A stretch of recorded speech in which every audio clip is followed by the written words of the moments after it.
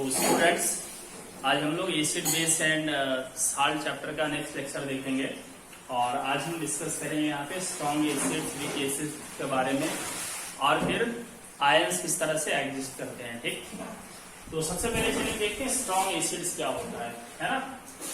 देखिए क्या है स्ट्रॉन्ग एसिड और वीक एसिड के कंसेप्ट को समझने के लिए मैं यहाँ पे छोटा सा एग्जांपल ले रहा हूँ। ठीक, हम क्या करते हैं यहाँ पे कि HCl हाइड्रोक्लोरिक एसिड लेते हैं। ठीक, और हाइड्रोक्लोरिक एसिड का हम 10 मॉलिक्यूल यहाँ पे कंसीडर करते हैं। ठीक है, और फिर इसी तरह एक और एसिड है हमारा एसिटिक एसिड, है ना। इसके भी 10 मॉलिक्यूल को हम यहाँ पे कंसीडर करते हैं। ठीक, तो अब देखिए क्या होता है जब हम 10 हाइड्रोक्लोरिक एसिड के मॉलिक्यूल्स को लेंगे और इसे हम वाटर में डाल देंगे। ठीक, इसे हम वाटर में डाल देंगे तो चूंकि ये एसिड है तो हाइड्रोजन आयन प्रोड्यूस करेगा, जैसा कि हमने सीखा है कि हाइड्रोजन आयन एसिड्स प्रोड्यूस करता है, सॉरी हाइड्रोजन आयंस प्रोड्यूस करता है कोई भी एसिड जब उसे वाटर में डिसॉल्व किया जाता है। ठीक, तो यहाँ पर हम देख सकते हैं कि ये 10 हाइड्रोजन आयंस बनाएगा और 10 क्लोराइड आयंस बनाएगा। ठीक, जब हम 10 मॉलिक्यूल ऑफ HCl को वाटर में लेंगे तो ठीक है। अब इसी तरह अगर हम 10 एसिटिक एसिड के मॉलिक्यूल्स को अगर हम वाटर में डालेंगे, ठीक है,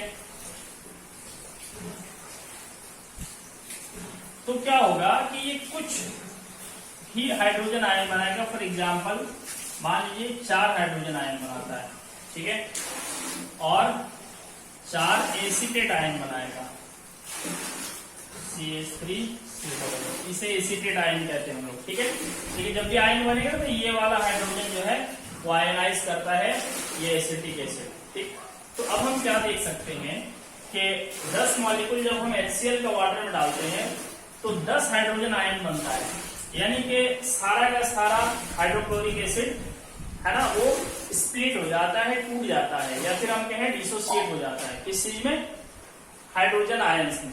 ठीक, जबकि हम 10 मॉलिक्यूल अगर एसिटिक एसिड का लेते हैं तो सबका सब वो वाटर में डिसोसिएट नहीं होता, सबका सब हाइड्रोजन नहीं बनाता है, सिर्फ 4 बनाता है। बाकी के यहाँ पे जो 6 मॉलिक्यूल होंगे एसिटिक एसिड के वो ऐसे ही रह जाते हैं। ठीक है, प्लस हम यहाँ लिख सकते हैं 6 CH3COOH, ये ऐसे ही रह जाते हैं। ठीक, यानी कि सबके सब आयनाइज होते नहीं है, इसलिए हम इसे वीक एसिड कहेंगे और इसे हम स्ट्रॉन्ग एसिड कहेंगे। ठीक, हम इसे ऐसे भी समझ सकते हैं डायग्राम की मदद से। जैसे ये मान लेते हैं हमारे पास एक कंटेनर है, ठीक, इस कंटेनर में ऑलरेडी यहाँ तक वाटर भरा हुआ है। ठीक, अब हमने क्या किया इसमें हाइड्रोक्लोरिक एसिड का 10 मॉलिक्यूल डाल दिया। ठीक, तो जब 10 मॉलिक्यूल डाल दिए तो यहाँ पे हाइड्रोजन आयंस बनने लगेंगे और 10 हाइड्रोजन आयन बनेंगे। थोड़ा स्पेस नहीं है, चलिए मैं यहाँ पे 5 ही कर देता हूँ, तो 3 हाइड्रोजन आयन हो गया, 4 और 1 5 हाइड्रोजन आयन बनाएगा ये। ठीक है, सब के सब मॉलिक्यूल जो है वो वाटर में डालते ही आयंस में टूट जाएंगे। ठीक है, जबकि अगर हम उतना ही वाटर लें और उतना ही मॉलिक्यूल अगर हम एसिटिक एसिड का ले लें, ठीक है, जैसे कि इसमें अगर हम 5 मॉलिक्यूल ऑफ एसिटिक एसिड डाल दें, ठीक है, तो ये क्या होगा ना सबका सब आयंस में डिसोसिएट नहीं होगा, ये 2 ही हाइड्रोजन आयन बनाएगा यहाँ पे। ठीक, हालांकि मॉलिक्यूल हमने इसमें 5 डाल रखे हैं, ठीक है, बाकी 3 आयनाइज होगा ही नहीं। तो इस तरह का कोई भी एसिड जो कंप्लीटली आयनाइज नहीं होता, जो कंप्लीटली आयंस नहीं बनाता, ठीक है, उसे हम वीक एसिड कहते हैं और इसे हम स्ट्रॉन्ग एसिड कहेंगे। तो चलिए हम डेफिनेशन लिखते हैं स्ट्रॉन्ग एसिड्स का। Acids which are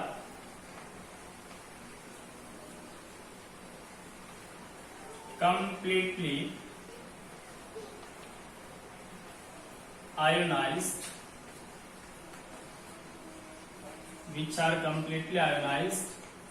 when dissolved in water and produces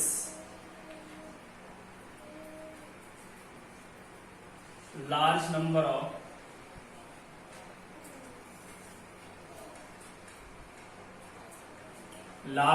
of hydrogen ions are called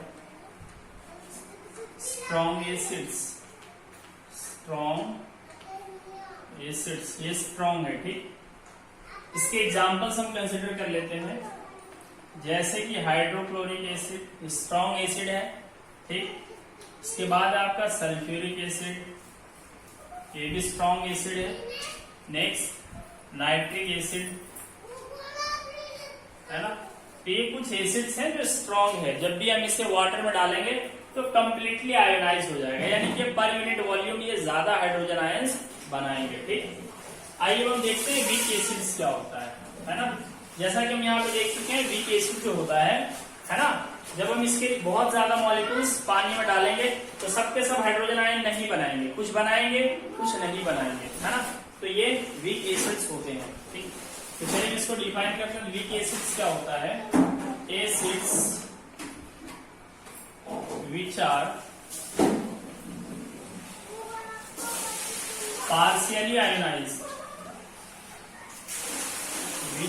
partially ionized, when dissolved in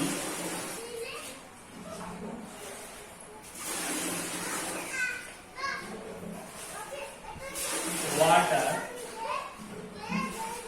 and produces less number of hydrogen ions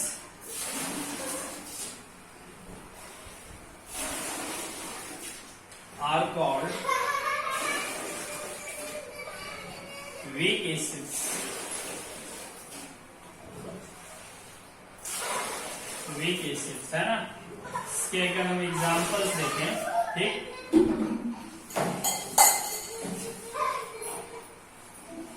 तो इसके examples है, देखिए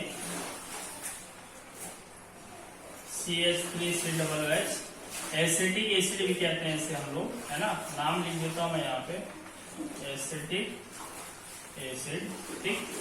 और हमारा सल्फ्यूरस एसिड,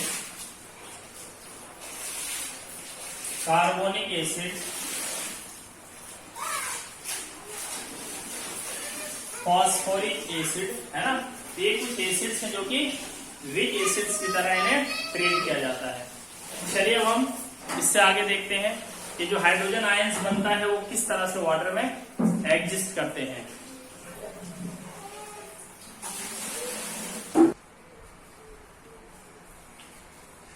नेक्स्ट हम देखेंगे एक बहुत ही इंपॉर्टेंट कंसेप्ट है कि एसिड्स जो हाइड्रोजन आयन बनाता है ना, वो हाइड्रोजन आयन वाटर में होता जरूर है, लेकिन वो अलोन एग्जिस्ट नहीं करता, अकेले नहीं रह सकता, ठीक है।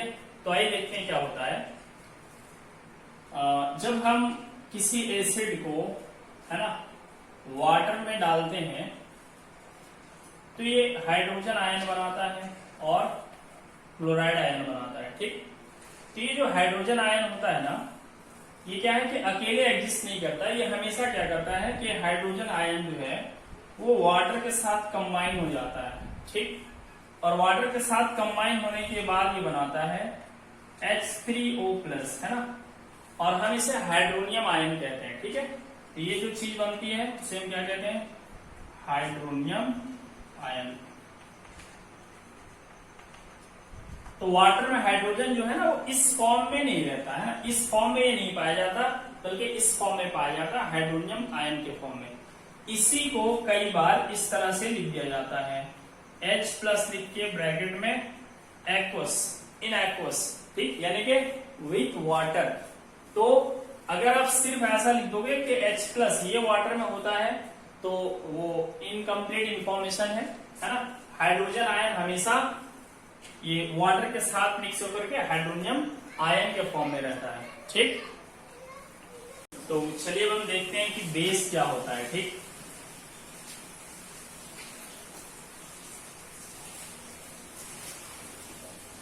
ठीक है। तो देखिए जनरली बेस एक ऐसा केमिकल सब्सटेंस होता है जिसका टेस्ट अगर हम देखें तो बीटर होता है, ठीक है। तो बेस का जो टेस्ट होता है वो बीटर टेस्ट होता है, ठीक। इसके अगर हम टेस्ट की बात करें तो ये बीटर होता है, ठीक। और हम इसको डिफाइन करते हैं एक अलग तरीके से, आइए देख लेते हैं, ठीक है। तो बेस क्या है? It is that chemical substances, it is that chemical substance which produce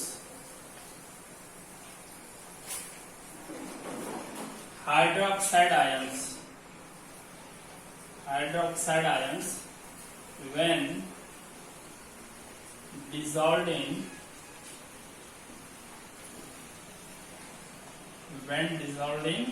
water, ठीक है। तो बेस जनरली ऐसा चीज होता है जिसे अगर हम वाटर में डिसॉल्व करें तो वो हाइड्रोक्साइड आयन प्रोड्यूस करेगा, ठीक है। और इसको अगर हम टेस्ट से पहचानना चाहें तो टेस्ट के जरिए आप पहचान सकते हैं कि बेसिक चीज का टेस्ट जो होता है वो बेटर होता है, ठीक है। तो बेस के एग्जांपल आप देख सकते हैं, जैसे सॉफ्ट सॉल्यूशन होता है, ठीक है। तो सॉफ्ट सॉल्यूशन का टेस्ट भी बेटर होता है क्योंकि वो बेसिक नेचर का होता है, ठीक। इसी तरह देख सकते हैं जो बिटर गार्ड होता है, बिटर गार्ड जो हम खाते हैं, है ना, उसके अंदर भी क्या है, बेसिक सब्सटेंस होते हैं, ठीक है।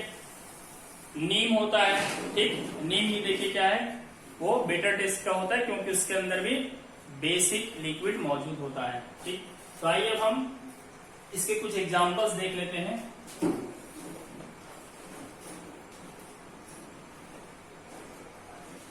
इसके एग्जांपल्स हैं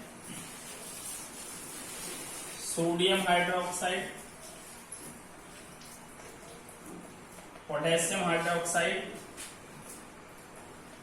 लिथियम हाइड्रोक्साइड,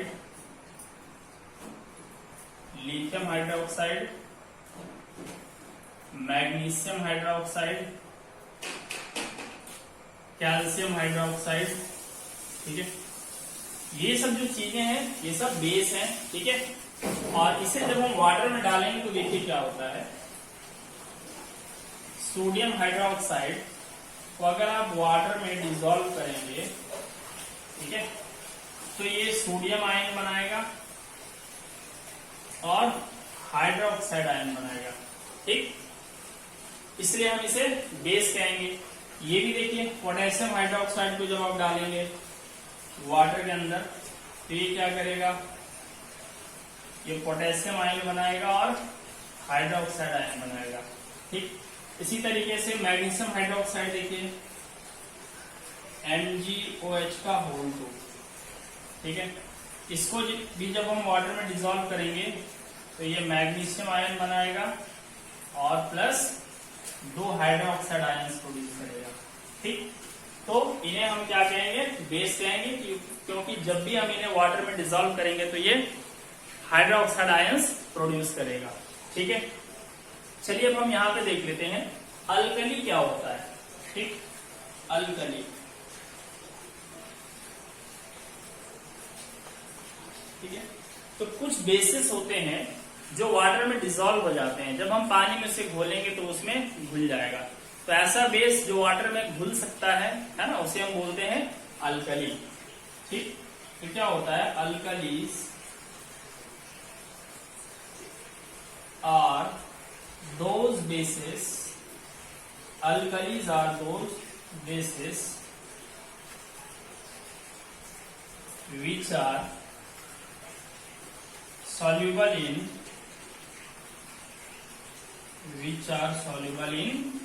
water, ठीक है। पानी में घुल जाने वाला हर बेस अल्कली कहलाता है, ठीक। तो इसके एग्जाम्पल ये सभी हैं, है ना, ये सब अल्कली के एग्जाम्पल है, ठीक है। अब एक सवाल पूछा जाता है, क्या हर बेस अल्कली होता है? तो ऐसा नहीं है, क्योंकि हर बेस वाटर के अंदर नहीं घुलता। जो बेस वाटर के अंदर घुलता है वही अल्कली है, और जो नहीं घुलता वो सिर्फ बेस है, ठीक। चलिए अब हम आगे देखते हैं। बेसिस भी दो तरह के होते हैं, स्ट्रॉन्ग बेसिस और वीक बेसिस। आइए उसको भी हम लोग समझ लेते हैं।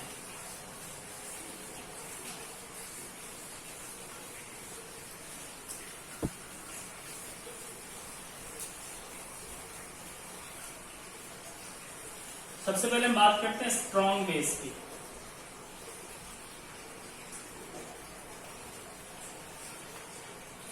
फिर नेक्स्ट देखते हैं हम लोग वीक बेस।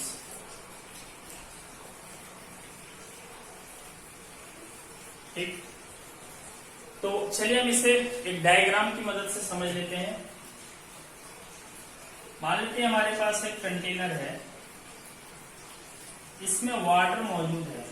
ठीक, और इसके अंदर क्या करते हैं, हम 5 सोडियम हाइड्रोक्साइड मॉलिक्यूल डाल देते हैं। ठीक, और इसी तरीके का एक दूसरा कंटेनर लेते हैं, बिल्कुल आइडेंटिकल है ना, और इसके अंदर भी हम 5 मॉलिक्यूल मैग्नीशियम हाइड्रोक्साइड के डाल देते हैं। ठीक, तो अब क्या होगा कि जब हम 5 यहाँ पे सोडियम हाइड्रोक्साइड मॉलिक्यूल डालेंगे, ठीक है, तो ना यहाँ पे हाइड्रोक्साइड आयंस पूरा का पूरा बन जाएगा, पूरा का पूरा 5 हाइड्रोक्साइड आयंस यहाँ पे बन जाएगा।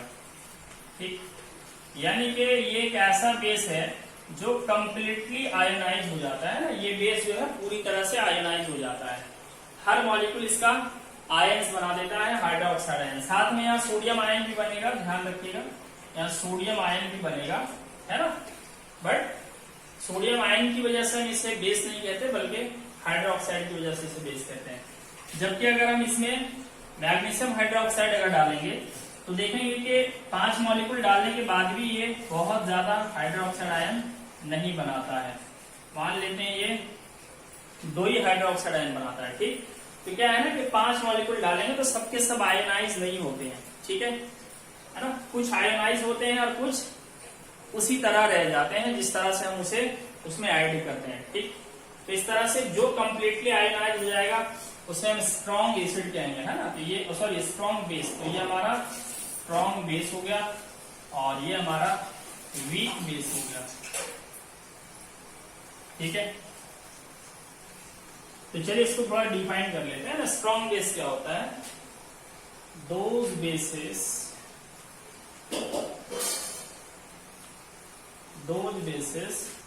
which are completely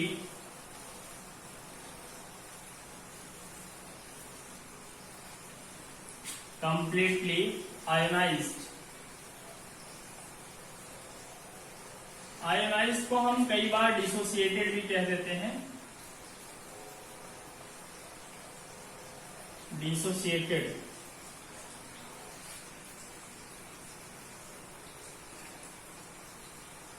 completely ionized when dissolved in water and produces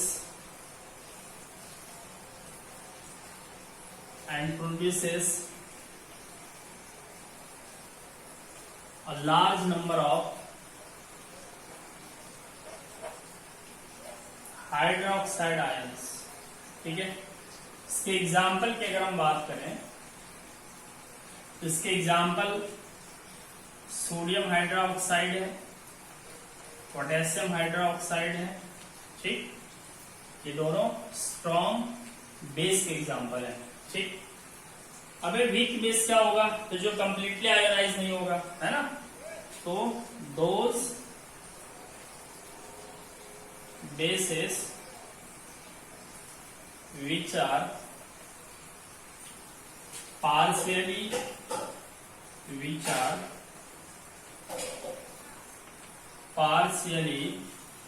ionized when dissolved in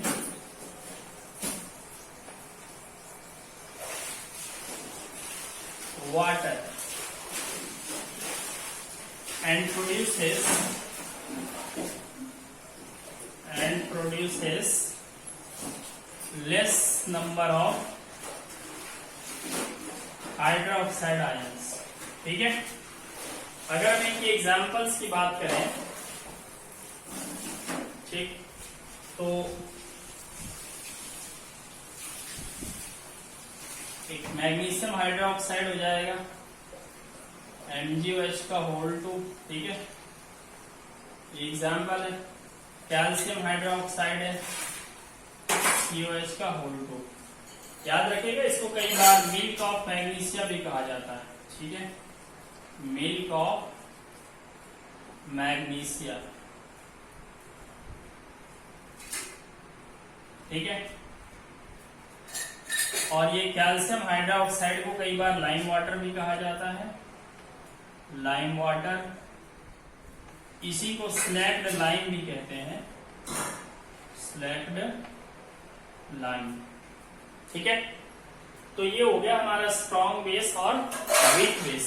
ठीक है, हमने ये भी देखा कि जो वाटर सॉल्युबल बेसिस होते हैं उसे हम अल्कली कहते हैं। ठीक है, चलिए अब हम नेक्स्ट टॉपिक को देखते हैं।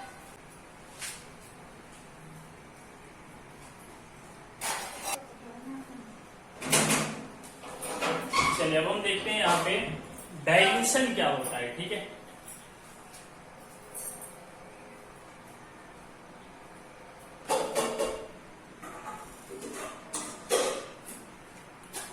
क्या होता है, जो एसिड्स और जो बेसिस होते हैं ना, वो कई बार बहुत ज्यादा एसिडिक या बहुत ज्यादा बेसिक नेचर का होता है, तो उनको ना वाटर में ऐड करके उनको थोड़ा सा उनके इफेक्ट को कम किया जाता है। उनकी जो एसिडिटी होती है या बेसिसिटी होती है उसको कम किया जाता है। ठीक है, तो कैसे कम किया जाता है, एसिड को या बेस को ना वाटर में ऐड करके ये काम किया जाता है। ठीक, तो चलिए हम यहां पे समझ लेते हैं, बट इससे पहले ना हमें जानना होगा कि कॉन्सेंट्रेटेड एसिड और कॉन्सेंट्रेटेड बेस क्या होता है। ठीक है, चलिए हम उसको जान लेते हैं पहले।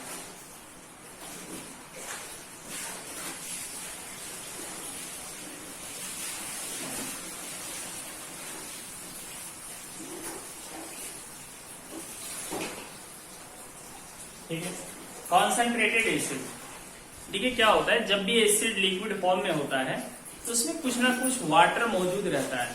ठीक, तो जब किसी एसिड में वाटर कम से कम है ना, जितना कम से कम हो सके उतना कम उसमें मौजूद हो, तो ऐसे एसिड को हम कहते हैं कॉन्सेंट्रेटेड एसिड। ठीक है, तो कॉन्सेंट्रेटेड एसिड क्या होता है, acids which contain minimum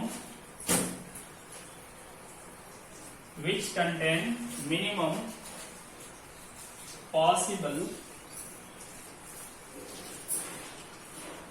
amount of water in it are called concentrated acid। concentrated acid, इसे आप कॉन्सेंट्रेटेड नोट करेंगे। ठीक, तो ऐसा एसिड जिसमें कम से कम पानी मौजूद हो, जितना कम से कम उसमें हो सके उतना कम पानी मौजूद हो, उसे हम क्या बोलेंगे, कॉन्सेंट्रेटेड एसिड। ठीक है, दूसरा होता है डाइल्यूट एसिड। डाइल्यूट एसिड, ठीक, तो डाइल्यूट एसिड क्या होगा, ऐसा एसिड जिसमें पानी का क्वांटिटी बहुत ज्यादा हो। ठीक है, acids which contain a large amount of water in it are called dilute acids। ठीक है, जब बहुत ज्यादा पानी में आप एसिड को ऐड कर देंगे तो ये डाइल्यूट एसिड कहलाएगा। ठीक है, इसी तरीके से, बिल्कुल इसी तरीके से होता है आपका कॉन्सेंट्रेटेड बेस। ठीक है, कॉन्सेंट्रेटेड बेस। ठीक, तो कॉन्सेंट्रेटेड बेस में भी आपको सब कुछ यही लिखना है ना, ऐसा बेस जिसमें कम से कम वाटर मौजूद हो उसे हम कॉन्सेंट्रेटेड बेस कहेंगे, और जिसमें ज्यादा वाटर मौजूद हो उसे हम वीक बेस कहेंगे। ठीक है, तो अब देखिए क्या है कि बेस अगर कॉन्सेंट्रेटेड है या एसिड अगर कॉन्सेंट्रेटेड है तो उसे ना पानी में ऐड करके और डाइल्यूट किया जा सकता है। ठीक, तो जब किसी एसिड को या बेस को है ना वाटर में ऐड करके डाइल्यूट किया जाता है तो ये प्रोसेस ना डाइल्यूशन कहलाता है। ठीक, तो आप इसे नोट कर सकते हैं। चलिए हम देखते हैं डाइल्यूशन क्या है।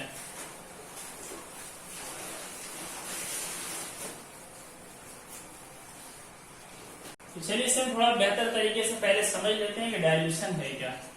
ठीक है, हमारे पास यहाँ पे कंटेनर में सपोज करते हैं कि यहाँ पे 10 लीटर वाटर है। ठीक, 10 लीटर वाटर है और इसमें जो है वो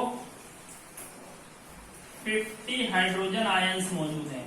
ठीक, तो अगर हम बात करें पर लीटर कितने हाइड्रोजन आयंस हैं तो देखिए है ना, हम निकालेंगे यहाँ पे कॉन्सेंट्रेशन ऑफ हाइड्रोजन आयन, है ना, इस तरीके का निशान का मतलब होता है कॉन्सेंट्रेशन ऑफ हाइड्रोजन आयन। तो यहाँ पे देखिए कॉन्सेंट्रेशन ऑफ हाइड्रोजन आयन क्या हो जाएगा, 50 hydrogen ions present in 10 litre. ठीक, तो जब हम इसे सॉल्व करेंगे तो 50 को 10 से डिवाइड करेंगे तो आ जाएगा 5 हाइड्रोजन आयंस पर लीटर। ठीक है, लीटर का कैपिटल एल से दिखाया जाता है, तो 5 हाइड्रोजन आयन पर लीटर इसकी कॉन्सेंट्रेशन है। ठीक, अब हम क्या करते हैं, इसमें ना 10 लीटर और वाटर इसमें हम ऐड कर देते हैं। ठीक, तो जब हम इसमें 10 लीटर वाटर ऐड कर देंगे तो अब देखिए क्या होगा। अब हम जब इसका कॉन्सेंट्रेशन निकालेंगे, है ना, कॉन्सेंट्रेशन ऑफ हाइड्रोजन आयन, तो हाइड्रोजन आयन तो अभी उतना ही है, कितना 50, बट अब जो है ना वाटर की क्वांटिटी जस्ट डबल हो गई है ना, तो 10 और 10 कितना हो गया, 20 लीटर हो गया। ठीक, तो अब हम देखेंगे कि क्या होगा जब इससे डिवाइड करेंगे तो आ जाएगा 2.5 हाइड्रोजन आयंस पर लीटर, है ना। यहां पर क्या था, जब हमने वाटर ऐड नहीं किया था तो कॉन्सेंट्रेशन आया था 5 हाइड्रोजन आयंस पर लीटर। हमने उसमें वाटर ऐड कर दिया तो हाइड्रोजन आयंस पर लीटर में घट गया, 5 से 2.5 हो गया।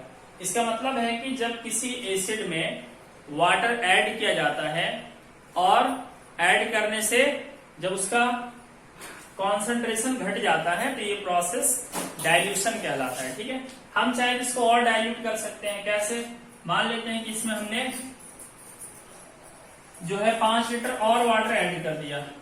ठीक, तो अब जब हम 5 लीटर और वाटर ऐड कर दिए तो अब अगर हम कॉन्सेंट्रेशन निकालेंगे, हाइड्रोजन आयन कॉन्सेंट्रेशन, देखिए ये क्या हो जाएगा। अब यहाँ पे हाइड्रोजन आयन अब भी उतना ही है, वो तो बढ़ नहीं रहा।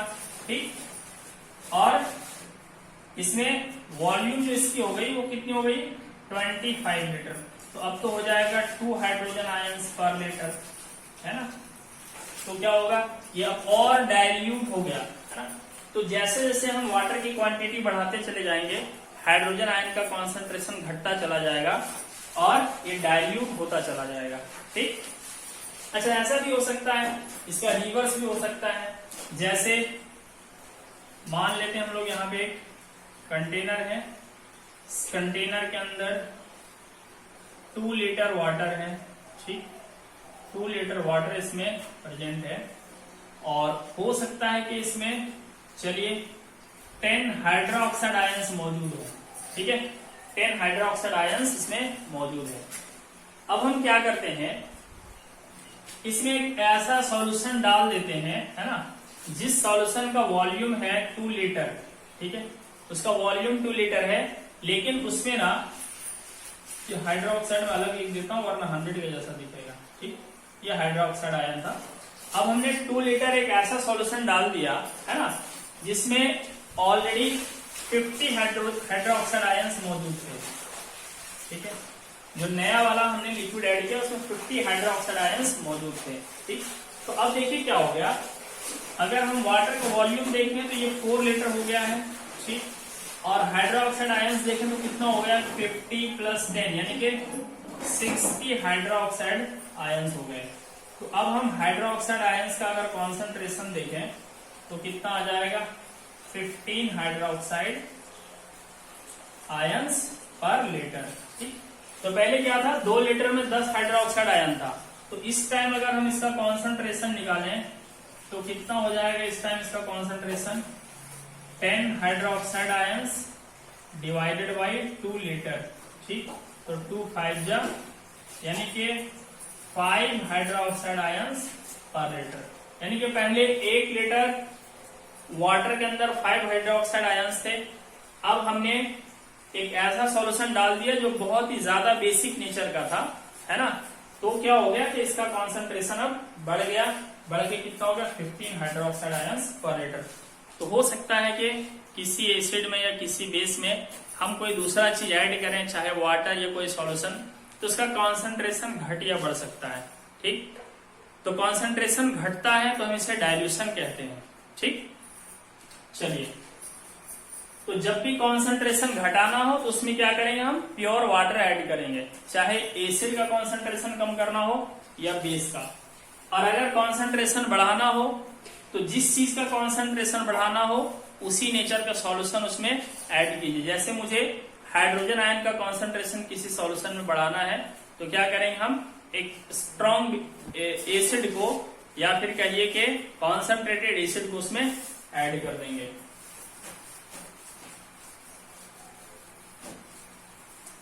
तो डाइल्यूशन क्या हो गया, एडिंग एसिड्स और bases to water to decrease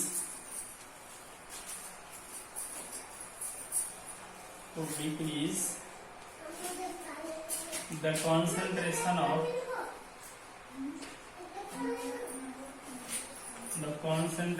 of hydrogen ion और हाइड्रोक्साइड आयन इज कॉल्ड